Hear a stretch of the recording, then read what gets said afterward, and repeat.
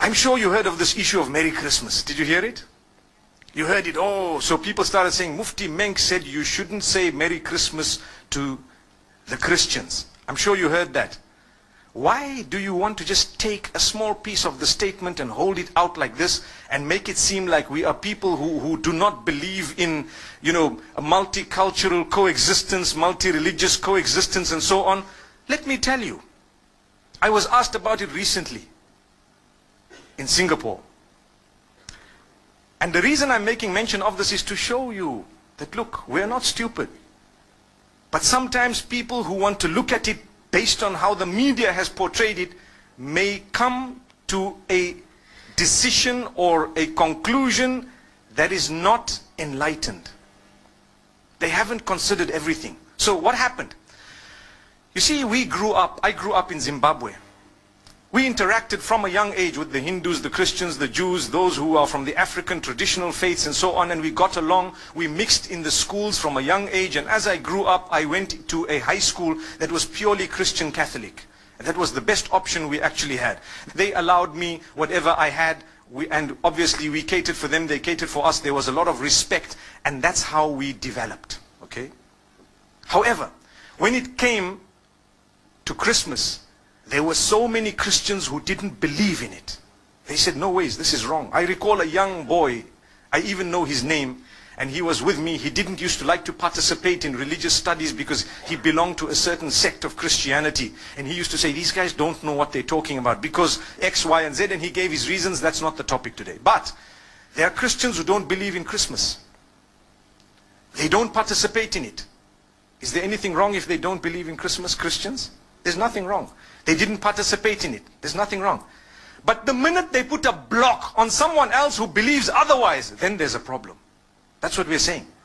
So the question you have to ask yourself, did you stop people from celebrating what they want? No.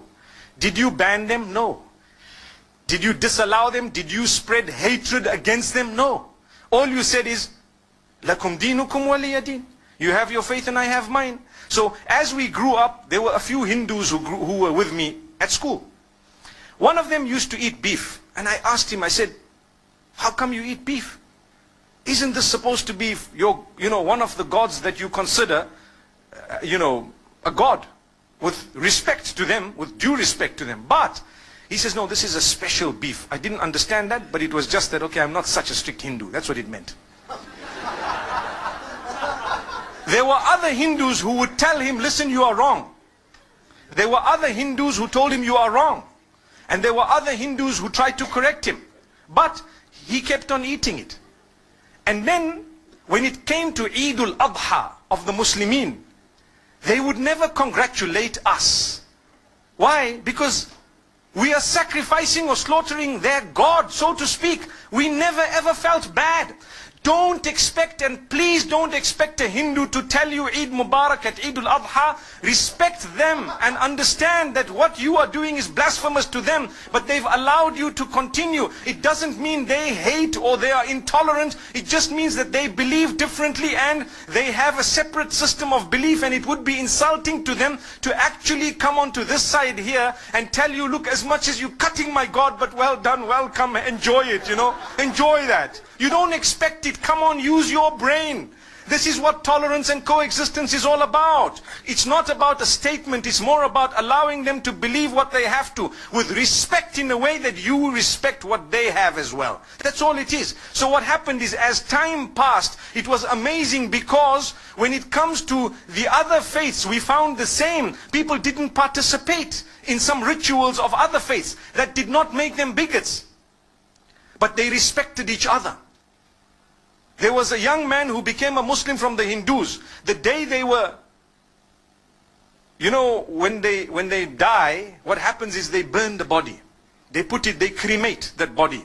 So this young man, his father had died, and they were cremating the body, and they asked him as the oldest son to actually light the fire.